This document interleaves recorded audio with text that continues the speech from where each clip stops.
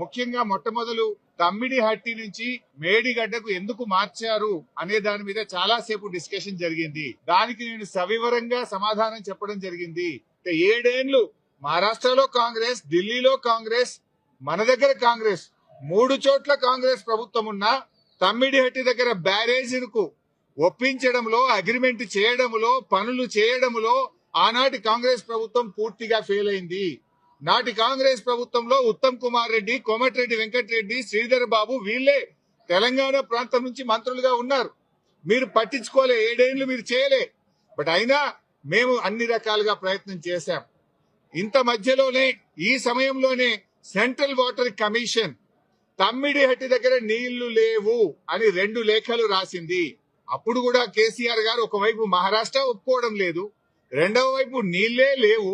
ఈ పరిస్థితుల్లో ఏం చేయాలని కేంద్ర ప్రభుత్వ సంస్థ వ్యాప్కోస్ కు కేసీఆర్ గారు మరి ఏం చేయాలో ప్రత్యామ్నాయం సూచించండి అని వ్యాప్కోస్ కు మేము ఇవ్వడం జరిగింది. వ్యాప్కోస్ ఎవరో అల్లాటప్ప సంస్థ కాదు, అది సిడబ్ల్యూసిలో అంతర్భాగము, కేంద్ర జలవనరుల శాఖలో అంతర్భాగము.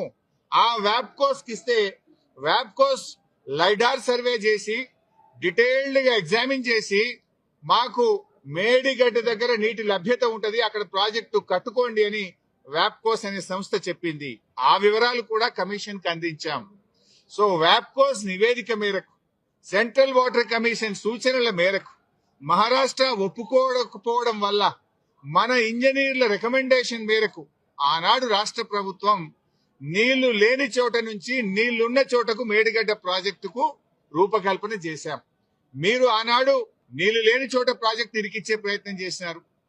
7 ఏళ్లలో మహారాష్ట్రాన్ని ఒప్పించలేకపోయారు.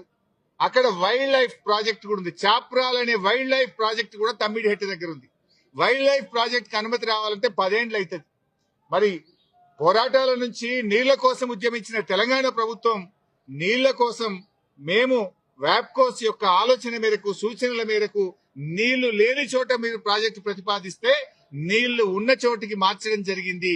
ఎందుకు మార్చామనేది documents, evidences, meeting minutes, central water commission లెటర్లు, మహారాష్ట్ర ముఖ్యమంత్రి రాసిన లెటరు అన్నింటినీ కూడా కమిషన్ కు పూర్తి ఆధారాలతో సహా సమర్పించడం జరిగింది. ఎందుకు మార్చవలసి వచ్చిందో సవివరంగా చెప్పేటువంటి ప్రయత్నం మేము చేయడం జరిగింది. కాళేశ్వరం కార్పొరేషన్ కు కేబినెట్ అనుమతి ఉందా అని అడిగారు.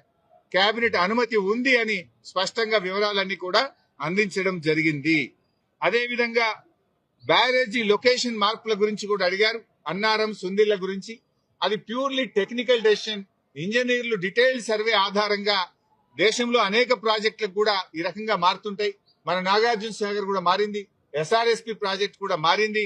సో అది ఏదన్నా డెసిషన్ బ్యారేజ్ కొంత ముందుకు వెనకకు జరిగేది, అది ఇంజనీరింగ్ డిపార్ట్మెంట్ తీసుకోవాల్సినటువంటి నిర్ణయాలు అనేటువంటి విషయాన్ని కూడా కమిషన్ గారు అడిగినప్పుడు మేము చెప్పడం జరిగింది. మొత్తంగా ఈ ప్రాజెక్ట్ లో రిజర్వాయర్ల కెపాసిటీ ఎంత, నీటి నిల్వ సామర్థ్యం ఎంత ఉంది అని అడిగితే 141 టీఎంసీల సామర్థ్యం ఉందని చెప్పి కూడా మేము వారికి చెప్పడం